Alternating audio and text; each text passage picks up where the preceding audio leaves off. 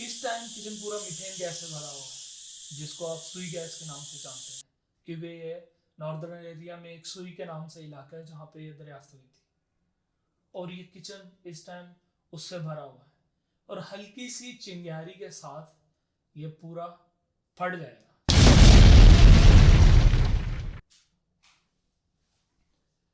Imagine ये थोड़ी सी सुई गैस से और छोटे से किचन में एक छोटी सी चिंगारी से इतना बड़ा धमाका हुआ है।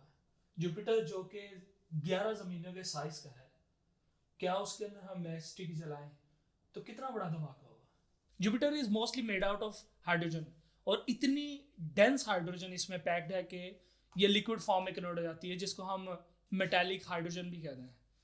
तो क्वेश्चन ये है कि हम जुपिटर पे जाके अगर मैच स्टिक लाइट करते हैं, will it ignite on fire? क्या इसकी वजह से हमारा सोलर सिस्टम भी डिस्टर्ब होगा, क्योंकि it has a huge gravitational effect? और क्या ये एक फेल्ड स्टार है?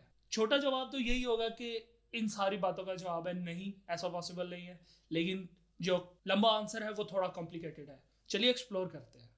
2003 में नासा ने द गलीलियो ऑर्बिटर के नाम से स्पेस प्रोब को जुपिटर में फेंका, जो कि basic function the Galileo orbiter का ये था कि उसके जुपिटर के मून और जुपिटर को स्टडी किया जाए।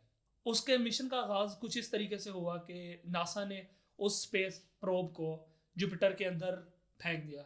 आई एम प्रीटी श्योर कि एयर फ्रिक्शन और इतनी डेंस एटमॉस्फेयर में on the point of entry उस पर आग लग चुकी होगी, लेकिन वो जुपिटर फटा नहीं। By the way, the Galileo probe का मेन मकसद ये था कि जुपिटर के चांद और जुपिटर को स्टडी किया जा सके। बेसिकली कंबस्टन के लिए आपको 3 एलिमेंट्स चाहिए होते हैं: फ्यूल, इग्निशन सोर्स और ऑक्सीजन। जब आप मोमबत्ती को ग्लास के नीचे रखते हैं तो वो मोमबत्ती बुझ जाती है, क्योंकि हमने ऑक्सीजन की सप्लाई कट कर दी है और उन 3 एलिमेंट्स में से एक एलिमेंट को कम कर दिया है। और इस सारी इक्वेशन में जो मोमबत्ती का धागा और मोम है वो फ्यूल है, और जिस लाइटर या मैच स्टिक से आपने उसे चलाया है वो ignition source. Galileo space probe के सिनेरियो में गलीलियो स्पेस प्रोब खुद एक फ्यूल है, और जो एयर फ्रिक्शन है वो कंबस्टन सोर्स। लेकिन उसमें एक थर्ड एलिमेंट मिसिंग है, जो कि ऑक्सीजन। इस वजह से वो इग्नाइट नहीं हुआ। आप सोच रहे होंगे कि सूरज भी तो जल रहा है, वहां स्पेस में तो ऑक्सीजन नहीं है, सूरज किस तरीके से चल रहा है? Basically it is simple. उसमें उसके कोर में न्यूक्लियर रिएक्शन हो रहा है। Basically it is atom bomb, और उसके अंदर हर वक्त मुख्तलिफ एटम सब डिवाइड हो रहे हैं। जब हमने जुपिटर में वो स्पेस प्रोब फेंका था तो उसको कभी भी आग नहीं लगने वाली थी, क्योंकि there is no oxygen in the atmosphere.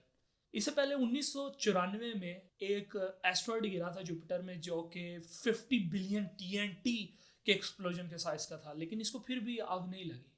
उसके बाद 2003 में 3 क्रिकेट स्टेडियम के साइज का एस्ट्रॉयड जुपिटर में गिरा था, लेकिन फिर भी जुपिटर एक्सप्लोर नहीं किया। और अगर हमारी ज़मीन पे मौजूद जितने एटम बम्स हैं वो सारे एटम बम हम जुपिटर में मारते हैं तो भी वो एक्सप्लोर नहीं करेगा, क्योंकि there is no oxygen in the atmosphere of Jupiter. अब ऐसा भी नहीं है कि हम जुपिटर को बिल्कुल ही कोई आग नहीं लगा सकते। हमें चांद के साइज का एटम बम चाहिए, जो कि जुपिटर के हम बिल्कुल सेंटर में रखेंगे, फिर जाके वो फटेगा।